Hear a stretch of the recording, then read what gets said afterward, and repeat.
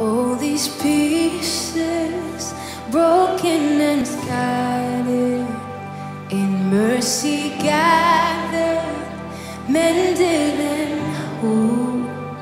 So take this heart, Lord, I'll be your vessel, the world to see your life in me. Oh, amazing grace, how sweet the sound that saved a wretch like me. Ooh, oh, I once was. Bonjour, chers téléspectateurs de la radio Télé Parole Éternelle. Nous voici encore une fois dans notre émission Nature Elle. Après avoir parlé pendant tout ce temps de femmes aides semblables, aujourd'hui nous entamons à notre sujet qui, je l'espère, sera intéressant aussi pour vous. Et nous allons parler de la femme en 3 dimensions. Nous savons bien que notre émission Nature Elle, c'est une émission des femmes, mais qui est pour l'édification de tous. Les hommes nous encouragent aussi en nous écrivant et cela nous fait vraiment du bien. Merci beaucoup pour votre participation et surtout, ne zappez pas et votre belle émission va commencer naturelle sous un nouveau sujet qui est la femme en 3 dimensions. Et pour parler simplement, nous disons seulement la femme en 3D, qui est D comme dimension. Alors, pour développer ces beaux thèmes qui nous a été donnés, qui nous tient vraiment à cœur, je ne veux pas le faire seul, comme d'habitude. Je ne veux pas le faire seul, comme d'habitude. Donc, j'ai 2 éminentes servantes de Dieu, des femmes vraiment bien que vous aurez à découvrir, que je tiens à vous présenter maintenant. Nous avons devant nous maman Lise Conti.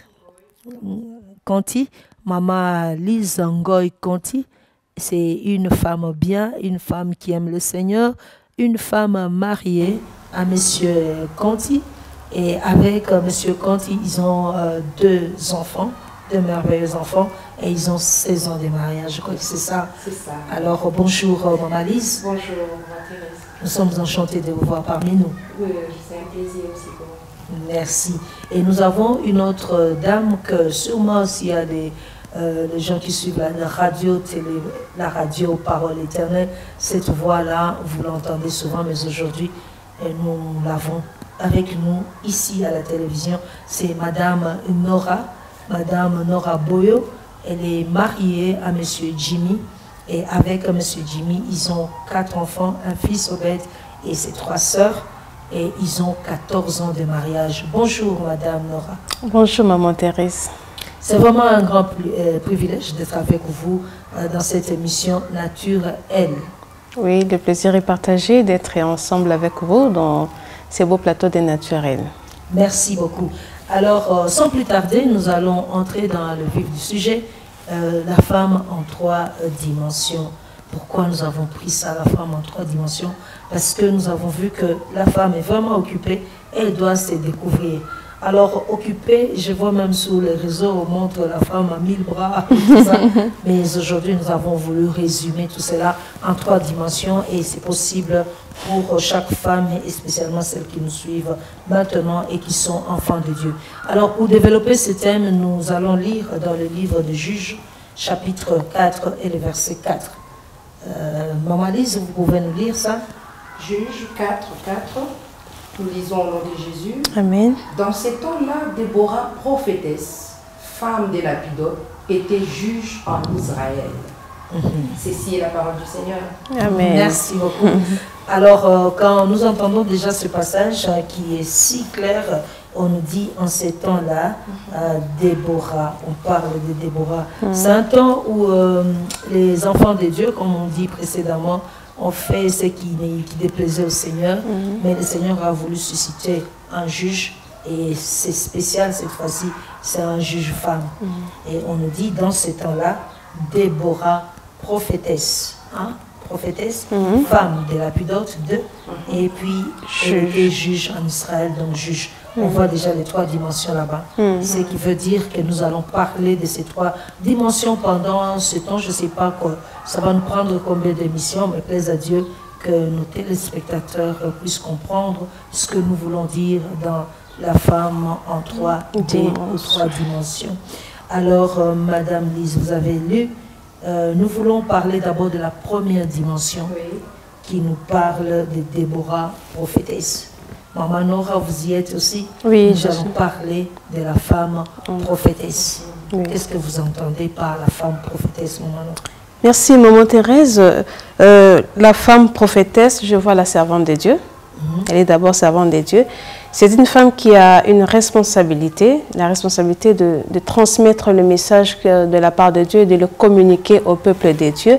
Et elle est aussi la bouche de Dieu chez le peuple de Dieu, les oreilles de Dieu, également les yeux de Dieu pour transmettre la pensée de Dieu.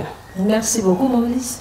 Alors, la prophétesse, c'est un éclaireur. C'est celle qui éclaire ses semblables. Et c'est aussi un prophète ou une prophétesse, c'est un annonciateur. C'est comme Maman Nora vient de le dire, elle reçoit un message, elle annonce ces messages qui viennent de Dieu, qui n'est pas connu. Elle annonce ces messages, c'est un voyant, c'est juste un voyant.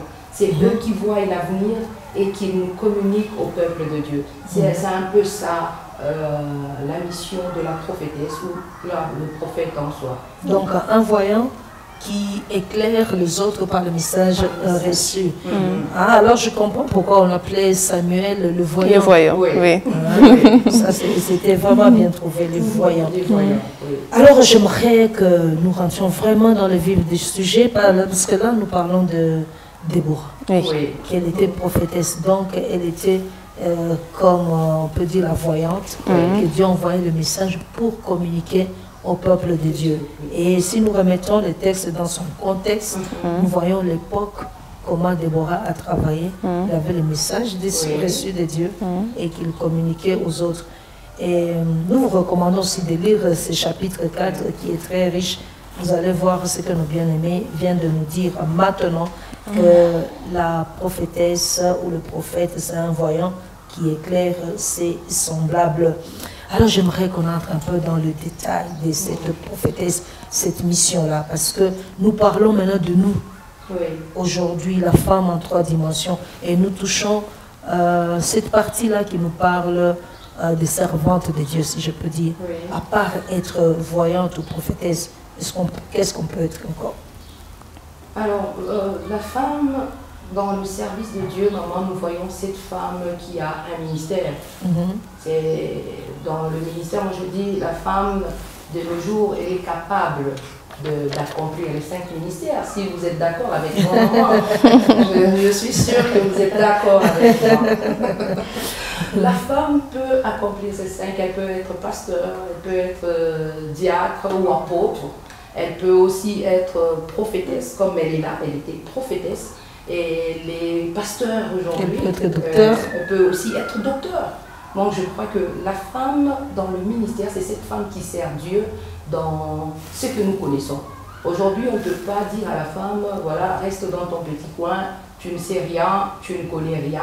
Moi, je crois que quand elle sait ce qu'elle est et qu'elle a reçu cet appel, elle a découvert ça, elle a développé, c'est qu'elle peut aussi le faire profiter à plusieurs. C'est ça. La femme dans le ministère, c'est cette femme qui sert Dieu dans quelque chose. Donc nous voyons là, c'était la prophétie, mais il y a aussi autre chose. Elle peut devenir pasteur. La femme, elle peut servir Dieu dans le domaine, dans n'importe quel domaine où Dieu l'a appelée. Il suffit juste qu'elle se découvre et qu'elle sache c'est quoi son appel pour qu'elle entre pour servir Dieu. Alors, Maman Lise, quand vous nous parlez de 5 ministères, donc, nous parlons de ce service qui est visible. Donc la femme peut exercer ce service visible qui n'est pas seulement d'être prophétesse comme Déborah, mais elle peut être docteur, elle peut être évangéliste, elle peut être pasteur, elle peut être prophète, prophétesse, elle peut être aussi, il y a un qui manque, docteur, apôtre.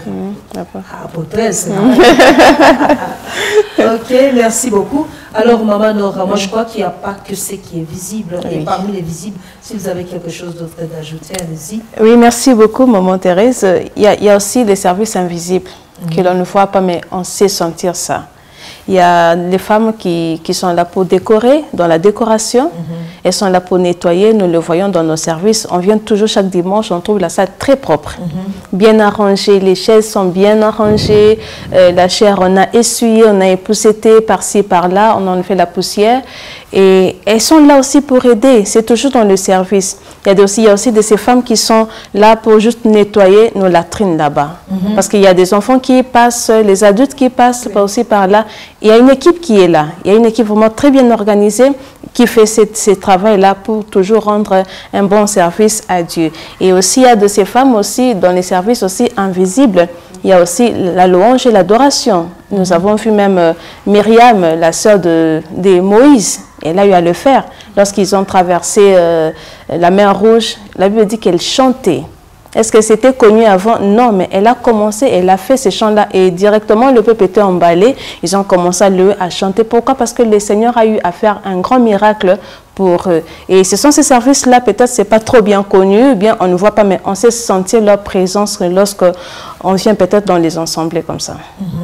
Donc, nous découvrons ici que la femme a ce rôle-là, comme Déborah, prophétesse, mais on ne peut pas être toutes les prophétesses. Non. Mais le Seigneur a imparti à chacune des femmes quelque chose de particulier. Donc, nous vous prions, bien-aimés qui nous suivez, de découvrir ce que vous avez, comme Maman Lise a dit. Le problème est de découvrir quel est votre appel. Parce que si le Seigneur nous a sauvés et qu'il nous a gardés encore sur cette terre, c'est que nous avons une mission. Alors, en tant que femme, peut-être vous pouvez avoir ces ministères visibles comme Madame Lise nous a dit, d'être prophétesse, d'être évangéliste, d'être pasteur, d'être visible, docteur et tout ça, et même musicienne, c'est visible, mais aussi avoir des talents cachés où vous pouvez travailler des choses, intercéder, et balayer, et décorer, sans que les gens voient, mais on voit seulement les résultats. Mais c'est une femme qui l'a fait dans le service de Dieu. Merci beaucoup, Maman Nora. Merci, Maman Lise. Mais ce que je voulais, parce que nous sommes dans la pratique, c'est naturel. Oui. Nous conseillons aux autres ça. Et j'aimerais savoir si vous, personnellement, vous avez quelque chose. On peut commencer par Maman Lise. Oui, merci maman.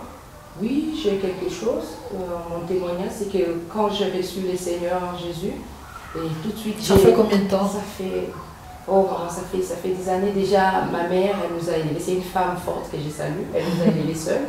Donc c'était obligatoire d'aller à l'église. C'est vraiment une femme, j'encourage à toutes les mères qui font ça. Aujourd'hui, elles voient les résultats. Voilà. Elle était tellement dure chaque fois qu'on ratait l'église.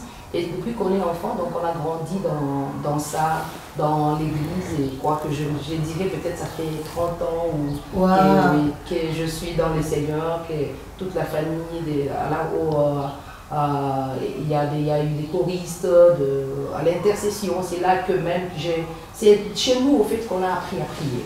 Okay. C'est là que j'ai eu cette passion d'être dans l'intercession et beaucoup plus. Je suis là maintenant, je suis lectrice à l'église. Je suis prédicatrice parce que j'aime beaucoup lire la parole. En fait, j'aime tout ce qui se passe, j'aime la parole, je suis prédicatrice et je suis évangéliste. Ça, c'est la passion que j'ai. J'ai reçu le Seigneur, je sais que c'est pour aussi les partager. C'est plus facile quand je vois quelqu'un, à la fin, même à l'hôpital, on finit toujours par parler de Jésus. Donc j'ai fini, je commence comme ça, après je demande, tu l'as déjà reçu, oui ou non, voilà. C'est cette ambiance-là qui me plaît. Je me sens bien quand je parle de Jésus et quand quelqu'un vient à Jésus. Donc voilà, c'est un peu ça mon expérience, c'est que je suis évangéliste aussi, maman. Ça fait longtemps que je sers les... Et vous avez un témoignage particulier sur l'évangélisation parce que c'est là où vous déversez plus. Oui, vous pouvez nous partager. Déjà avec une équipe de femmes, les femmes évangélistes, on fait souvent l'intérieur de la ville. Donc on va même plus loin. On peut aller faire, on a déjà fait Likasi, Kapoloé, et je me rappelle qu'un jour on a été faire 3 jours d'évangélisation à Kawama, au village Kawama. C'était la première fois que je me rende au village et j'ai jamais oublié. C'était l'église là-bas, c'était quelque chose de vraiment petit, je n'arrivais pas à m'allonger, mais c'est tout ce qu'il y avait là-bas. On était tellement contents Et après la journée, c'est qu'on devait passer la nuit pour la prière. Et la journée commence à faire le porte-à-porte. Et en allant comme ça, on est tombé sur un féticheur, Kawama. Et au début, c'était bien écrit, hein. Là, ici, nous comme fous, donc on s'est dit qu'on y aille ou pas. Et à la fin, avec la dame avec qui on était, on s'est dit, on y va. On y va, Jésus va nous protéger. Donc on est arrivé là et le monsieur nous a bien accueillis. Il a dit, voilà, moi tout ce que je fais, c'est que je guéris. Je suis juste guérisseur. Plus loin, on leur a demandé à ces féticheurs de recevoir Jésus. Il a même fait la prière répétée. Gloire à Dieu. Il a fait la prière répétée, il a dit, ouais, on sait qu'il est au-dessus de tout, mais tout ce que nous on fait, c'est travailler un peu avec les ancêtres. C'est tout ce qu'on fait, on sait que Jésus est au-dessus. Et ça, je n'ai jamais oublié cette expérience là-bas. Et le jour où on a fait notre croisade, beaucoup d'âmes sont venues à Jésus. Et ce qui se passe là, c'est vraiment différent de ce qui se passe en vie. Et ça m'a donné encore le courage de continuer. Voilà, gloire à Dieu. Gloire à Dieu, gloire à Dieu. Bien-aimés, vous avez ça. Peut-être pour les bien-aimés qui nous suivent, vous n'hésitez pas. Il faut y aller et vous allez aller avec la force que le Seigneur va vous donner. Maman Nora, alors qu'on parle de cette femme servante de Dieu, on ne parle pas seulement de Déborah. Nous avons vu avec Maman Lise sa propre expérience avec le Seigneur. Je voudrais savoir aussi, vous, qu'est-ce que vous avez reçu, qu'est-ce que vous voulez donner et comment vous vivez ces choses-là. Merci beaucoup, maman. Moi, j'ai reçu le Seigneur. Aujourd'hui, je veux dire que ça fait 27 ans. Wow. 27 ans depuis que j'ai reçu le Seigneur. Je suis aussi issue d'une famille chrétienne. Ma mère, elle est une intercesseuse aussi. Et c'est avec elle que j'ai fait mes ABC de l'intercession. Elle m'apprenait, enchaînait avec elle, même si à l'époque c'était vraiment pénible pour moi en tant qu'enfant. Mais elle m'a quand même encouragée et aujourd'hui ça porte le fruit. Je suis dans l'intercession et j'aime ça. J'aime ça. J'ai vraiment ce souci-là de prier. J'aime prier. Quand je me mets à prier, les aiguilles, ça ne me dit rien. Les aiguilles, ça ne me dit rien. Je peux commencer. Si le Seigneur me refait à 2 heures, 3 heures, je peux aller jusqu'à X temps. Et je me sens très à l'aise. Je me sens épanouie quand je le fais. Quand je prie pour les autres, j'ai souvent tendance à m'oublier quand je prie parce que j'aime porter les autres. J'aime porter les autres. Ce n'est pas que je demande, maman, vous avez un souci, vous avez un problème. Non, le Seigneur peut me donner un fardeau seulement comme ça, sans que quelqu'un vienne me donner. Non, est-ce que tu peux porter telle personne? Non, ça me vient comme ça. Des fois, je peux entendre une voix, prie pour ça. Et je me mets en prière et je vous dis, c'est merveilleux. C'est une expérience, je ne sais l'expliquer avec les mots, mais c'est merveilleux. Et j'aime faire ça, j'aime prier pour les autres et je suis même dans l'intercession dans mon église ici. Je suis à l'intercession et avec ça, je grandis tous les jours quand je le fais. Les années passent, je grandis, je vois que je ne suis plus la Nora d'hier qui avait peut-être des jours peut-être en prière, mais le Seigneur peut m'amener autant de fois qu'il le veut en prière. En un mois, il peut m'amener 2 ou 3 fois en prière et moi, ça me bénit. Et à part l'intercession, j'aime aussi visiter les gens. Et quand je visite, la prière ne manque jamais. La prière ne manque jamais. Et je vois les résultats quand je les fais. Parce que tu peux sentir le fardeau dans le cœur. Je peux me réveiller un bon matin, le Seigneur me dit, va chez mamie. Je peux venir comme ça. Bon, je ne sais pas pourquoi le Seigneur aura voulu, mais quand tu arrives peut-être à l'endroit, il y avait peut-être un besoin de prière. Et quand tu arrives là-bas, vous priez, et puis après, il y a des témoignages. Oh non, après votre passage, il y a eu ça, il y a eu ça. Et nous bénissons les Seigneurs. Ça, c'est magnifique. Et peut-être pour un témoignage par rapport à ce que je fais pour le Seigneur, je crois un jour, je rentrais de l'intercession. Si j'ai une bonne mémoire, ça peut... Il y a 3 ans, je rentrais de l'intercession. Et dans le taxi, j'ai vu une dame avec un bébé. Et on l'a tellement... C'est un nouveau-né. On l'a bien couvert et je sens l'esprit me dit, prie pour elle. Dans les taxis, j'avais peur. Vous voyez, nos taxis, les no, voilà. Il y a 3 places, non. J'étais derrière, maintenant, la dame était devant moi. Je sens l'esprit m'insister, prie pour elle. J'ai dit, est-ce qu'elle va accepter? Enfin, elle était vraiment voilée, la dame était voilée, j'ai compris qu'elle était d'une autre religion. J'ai dit, est-ce qu'elle va accepter? Comment ça va se passer? Mais la voix insistait. Et j'ai demandé à la dame, est-ce que je peux prier? Quand je pris l'enfant dans mes mains, j'ai ouvert l'enfant, il y avait tellement de boutons sur ses visages. C'est comme... Et puis, un nouveau-né qui n'avait pas vraiment une bonne couleur de la peau. Les bébés tendaient vers le mauve, ça changeait un peu. Et le Seigneur me dit, prie seulement pour elle. J'ai pris l'enfant, je commençais à prier. Directement, le chauffeur, hein, quand il a entendu que la prière commençait derrière, il a changé de fréquence, il a mis la chanson des dieux. Et je commençais à prier. Je regardais l'enfant, je priais. Je voyais comment est-ce que cet enfant changeait de couleur. Wow. Puis je priais, l'enfant changeait de couleur. Je n'ai même pas fait une prière si extraordinaire. J'ai demandé juste la grâce de Dieu. Seigneur, ta grâce, tu as voulu que cet enfant vienne au monde. Ta grâce, permet que l'enfant vive. Permet que l'enfant vive. Permet que l'enfant vive. Et à la fin, j'ai senti une paix. J'ai demandé à la dame, vous allez jusqu'où? Elle dit non, on peut avoir un guérisseur. C'était du côté Rocher. On peut avoir un guérisseur et il va faire quelque chose pour aider l'enfant. J'ai dit, bon, moi, je fais ma part et j'espère que le Seigneur va intervenir. Et je n'ai pas pris le contact, peut-être c'était une imprudence de ma part, je n'ai pas pris le contact, mais j'avais une paix. Après avoir fait cette prière, j'ai eu une paix dans mon cœur. Je dis, Seigneur, tu as fait ta part et je suis descendue. Donc, je crois que c'est l'expérience. C'était une mission que le Seigneur vous a donnée. Waouh, c'est magnifique et c'est trop bien hein, de voir quand on sert le Seigneur, des choses comme ça nous encourage. Oui. Alors, nous allons prendre une petite pause, le temps de nous rafraîchir un peu et revenir sur ce plateau, toujours dans notre émission naturelle. Merci.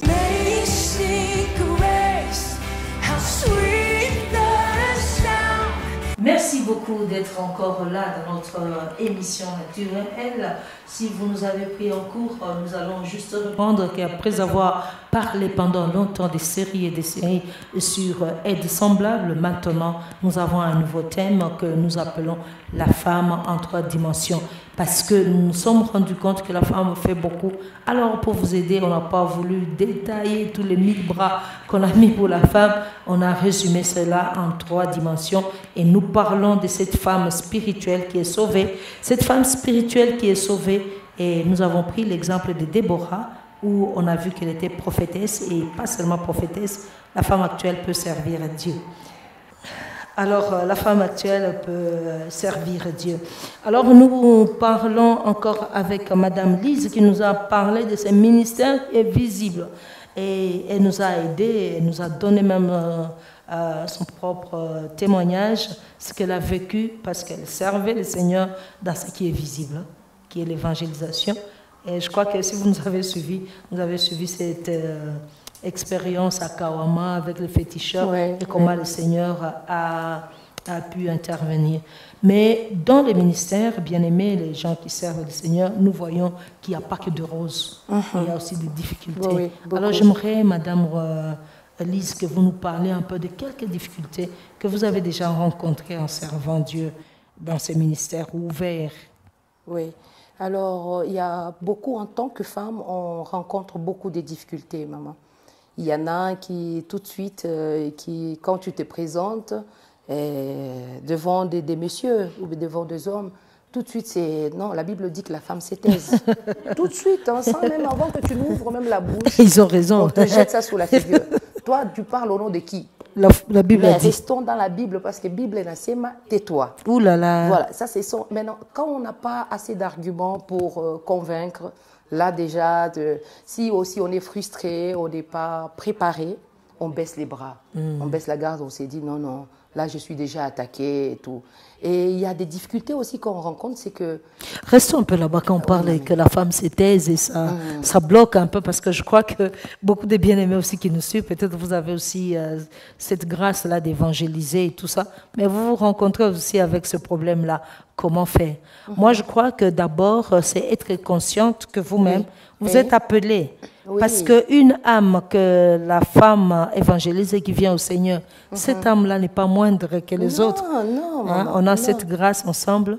Et surtout, je vais encourager mes sœurs qui prêchent ou bien qui évangélisent. Vous devez savoir que la Bible nous dit les jours de Pentecôte. Voilà, il y a cette histoire-là, vous pouvez expliquer. Oui, l'Esprit était descendu et sur les femmes et sur les hommes. Ils étaient tous dans un même lieu. Et dans le même lieu, quand la flamme est descendue, on ne nous a pas dit, c'est pas écrit, hein, que voilà, on avait séparé les hommes des femmes. Et l'Esprit était descendu que sur les hommes et pas sur... Non, non, moi je crois que quand on a les Écritures, il faut les lire correctement. Puisqu'avant, il y avait une prophétesse qui était juge. Avant même la Pentecôte. Avant même la Pentecôte. C'est que l'Esprit choisit qui il veut. Prophétesse à utiliser. l'époque, imaginez-vous. Maman, c'était même rare. Hein? Très C'était rare. Mais l'Esprit, pour nous enseigner, parce que la Bible, c'est complète.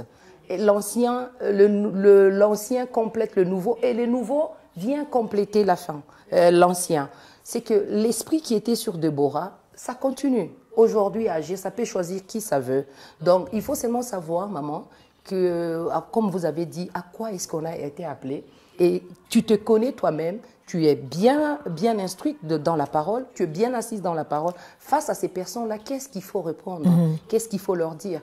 Maman, il y a beaucoup de femmes qui ont été découragées par ça. Il y a aujourd'hui, dans notre ville d'ailleurs, des églises où les femmes, elles sont là. Quand on entre dans ces églises-là, parce que maman, j'ai fait aussi quelques églises à l'intérieur où j'étais invitée, tu vois que la femme, elle n'a même pas le droit de s'asseoir à côté de son mari qui est pasteur. Wow. Non.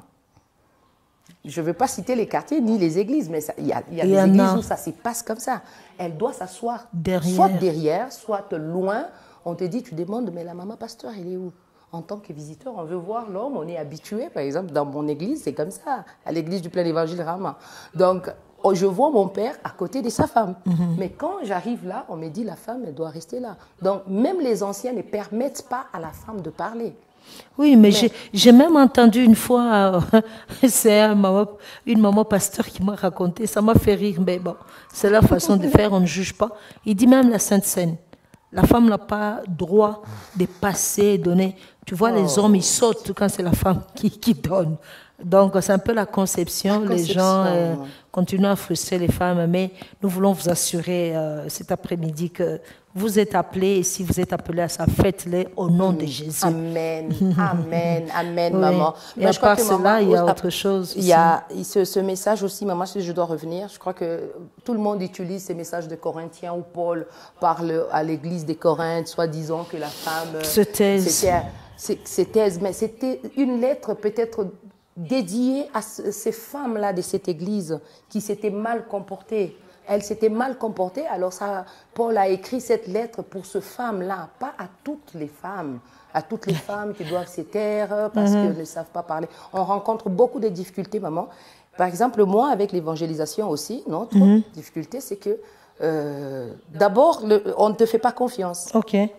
Parce que c'est supposé que quand on est pour le monde, je crois que ce n'est même pas pour le monde, pour ici, pour notre mentalité peut-être, quand on est chrétienne, on doit peut-être être sale, pas brosser les dents, pas être jolie. Tout de suite, quand moi j'arrive, je commence à présenter Jésus, d'abord c'est on me regarde. Une femme comme ça. Toi tu pries. On a déjà été faire l'évangélisation dans une école de la place. Les directeurs me disent, mais qu'est-ce que toi tu fais avec ces dames? C'est pas vrai. Toi, tu es jolie, tu ne peux pas rester avec elles. C'est pas vrai. Je dis, mais non, Dieu choisit. Dieu, déjà, c'est pour des belles choses. Quand on regarde comment est-ce qu'il a choisi David, il est en train de vanter. Même Absalom, il dit, mais il était très beau. Même Jésus lui-même, quand on est en train de...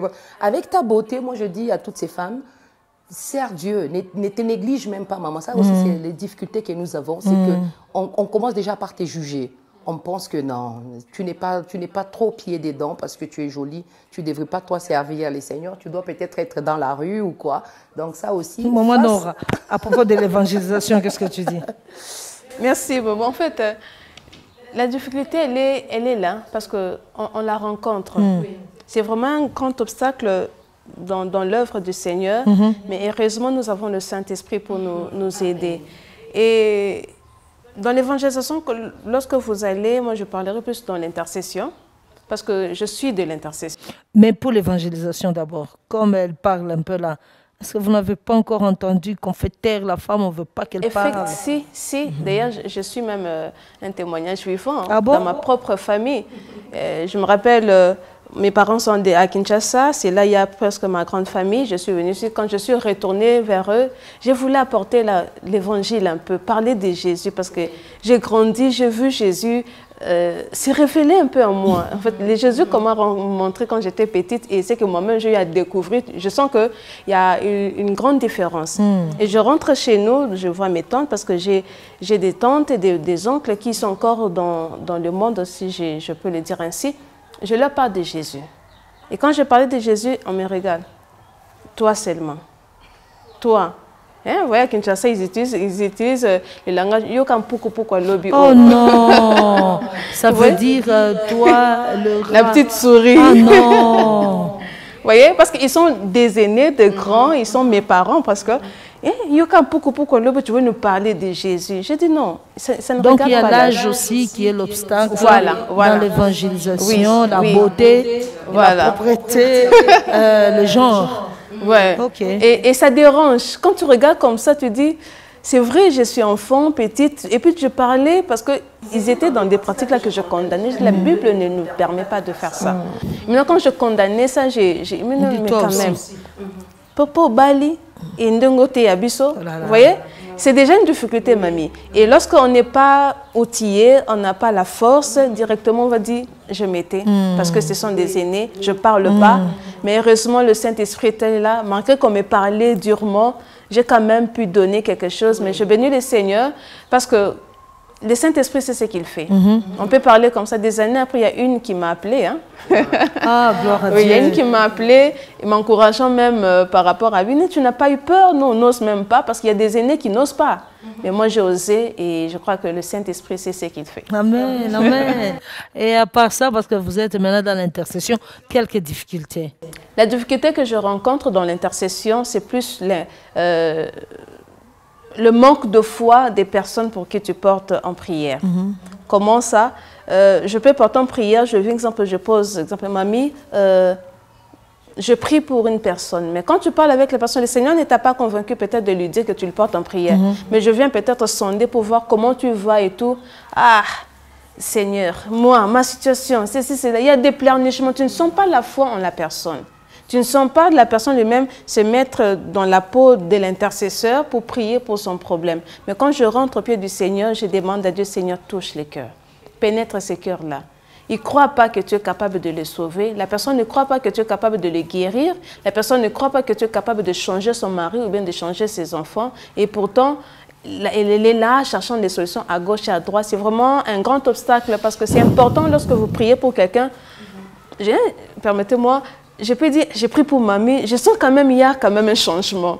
Parce que là, je dis, Seigneur, tu m'entends. Mais je sais que Dieu est souverain. Ce n'est pas que non, il doit toujours forcément nous répondre. Mais on a toujours besoin de voir ces signes-là que ma prière est exaucée parce que je vois un changement dans la vie de mon frère ou de ma soeur pour qui je porte en prière. Très bien, Maman Nora. Alors, quand vous parliez là en disant qu'on ne voit pas la foi dans la personne, on est un peu découragé. Moi, je crois qu'au lieu de rentrer à la maison, dire Seigneur, tu vois la personne, c'est là, maintenant, on doit intervenir ce que tu as dit au Seigneur, là, d'exhorter la personne. Oui. Parce que la Bible nous dit, la foi vient de ce qu'on entend. Oui. Vous pouvez créer cette foi-là dans la personne. Vous voyez tout ce que vous avez dit là, je vais dire au Seigneur, regarde, la personne ne croit pas que tu es capable. Elle dit à la personne directement, elle dit, ma soeur, le Seigneur est capable. Rien n'est impossible à Dieu. Regarde qu'il y a eu ça, ça, ça. Voilà pourquoi ce qui est bien votre intercession, vous l'associez toujours avec la parole de Dieu. Ce n'est pas seulement pour vous, mais c'est pour peut-être enrichir aussi la personne que vous êtes en train de prier. En prière. Et autre chose aussi, notre exaucement, si je peux dire, ne dépend pas toujours de la foi de la personne que nous prions. Oui. Parce que quand nous voyons même cette femme-là, la femme cananéenne, l'enfant n'était même pas là. Non. Non. Vous voyez un peu, donc c'est pour vous encourager. Les bien-aimés qui suivaient peut-être dire oui, c'est vraiment, les gens découragent, mais il faut plus voir votre foi. Et si vous voulez que la personne lui-même puisse vous aider, exhorter la personne. Je crois que ça va arriver. Oui, maman, tu as quelque chose à ajouter. Oui, je dirais que, comme maman vient de le dire, c'est que vous allez, malgré ces difficultés-là, exercer votre foi. C'est vous qui exercez les ministères, en fait. C'est pas la personne. Bien sûr qu'on peut sonder. Il y a des moments où on sonde, c'est du pire qui sort. On se tient à prier pour une personne qui est malade et le jour après, on nous dit la personne est entrée en coma. Ça empire encore. Ou même plus loin, la personne est morte. On ne va pas baisser les bras. C'est sur les difficultés aussi qu'on rencontre. On s'est dit, mais Seigneur, on a prié. J'ai passé toute la nuit à prier pour que cette personne vive. Mais le jour après, et après on doit se relever, avoir le courage et de dire, bon voilà, tout ça c'est tout pour la gloire de Dieu. Le Seigneur a permis, le Seigneur sait le pourquoi. Donc on continue encore à marcher, mais il y a des gens aussi qui s'arrêtent. Ils disent non, Miriomba, et je n'ai pas vu. Le Seigneur ne m'a pas écouté, c'est que la personne est morte. Comme la personne est morte, j'arrête. Maintenant, j'irai à l'église que les dimanches. Oui, il y a des femmes comme ça, il y a des personnes comme ça que nous pouvons encourager. Tout, c'est Dieu qui est au contrôle. Amen. Toi, tu fais juste, tu accomplis juste ta part et les restes, c'est Dieu lui-même qui les fait. Très bien. Alors, nous voyons les aiguilles tourner, bientôt nous allons atterrir. J'aimerais avoir votre mot de la fin, selon notre émission, les premières dimensions qui est des servantes de Dieu, comme femme, servante de Dieu. Vous avez un petit mot? Oui, merci beaucoup. Je demanderai à mes sœurs, bon, pas seulement sœurs aussi, c'est vrai que c'est une émission de femmes. Mais les hommes aussi suivent. Que chacun se découvre ce qu'il a pour le mettre au service de Dieu. C'est comme le thème de l'année. Oui, de bons dispensateurs. Oui. 1 Pierre 4,10 dit, comme de bons dispensateurs de diverses grâces de Dieu, que chacun de nous mette au service des autres les dons qu'il a reçus de la part de Dieu. Maman Lise, un mot de la fin. Alors, mot de la fin, je voudrais encourager à toutes les femmes qui ont reçu le Seigneur Jésus-Christ. Et jusque-là, elles ne sont pas encore... ne se sont pas encore découvertes. C'est quoi le talent que le Seigneur a mis en elles? C'est quoi la mission? Elles ont été appelées à quoi? Je suis sûre qu'avec l'aide du Saint-Esprit, après cette émission, commence à prier, à demander au Seigneur de t'orienter. Seigneur, tu m'as appelé à toi, tu m'as demandé de te suivre, mais qu'est-ce que je dois faire? Dans quoi est-ce que je dois me caser? Et le Saint-Esprit va t'orienter et je crois que tu vas bien accomplir ta mission pour laquelle tu es venu sur la terre. Merci. Merci beaucoup pour les bien-aimés qui nous suivaient dans votre maison, ou bien dans votre véhicule et partout là où vous êtes. Nous vous remercions de ce que était cette émission avec Maman Nora Breu et Maman Lise Conti. C'était une émission sûrement édifiante où nous avons parlé seulement de la première dimension de la femme qui connaît le Seigneur. Le Seigneur nous a laissé en vie sur cette terre parce que nous avons une mission. Alors, bien aimés, vous devez découvrir quelle est votre mission sur cette terre, à part d'être seulement ce que vous êtes, mère ou la fonction que vous faites. Il y a cette dimension spirituelle.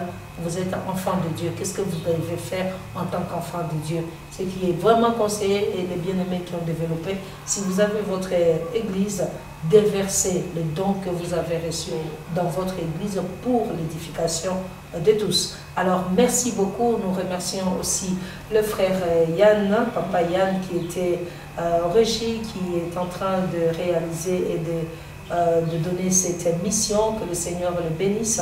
Et je crois qu'à la prochaine, nous serons encore ensemble dans le même grand thème de la femme en 3 dimensions.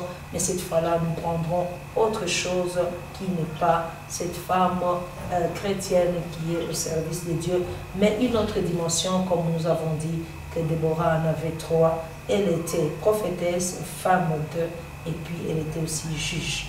Que le Seigneur vous bénisse et bonne nuit ou bonne journée chez vous. Ça dépend de l'heure que l'émission passe. Que Dieu vous bénisse. Amen.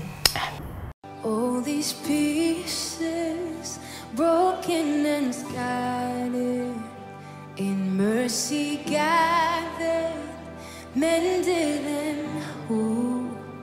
So take this heart, Lord, I'll be your vessel, the world to see. Your